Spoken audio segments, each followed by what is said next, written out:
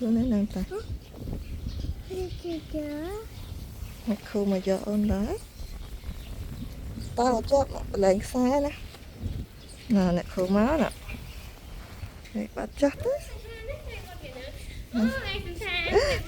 toàn sung nuột nè khô sống gì ba một ngày nè ta cho chip chip chip xa thương nè khô miếng xương nè khô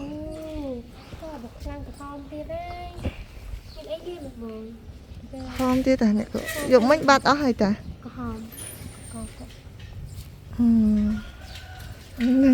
về làm đó nhà mày miếng xương nè khô nè con miếng xua nhịp liệt con popo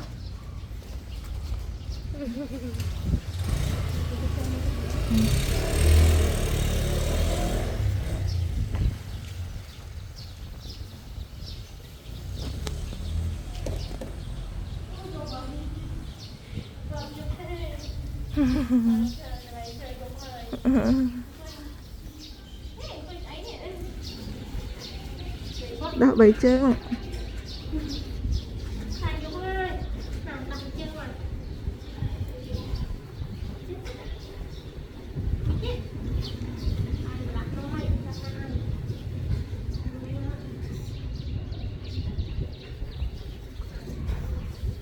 bye bye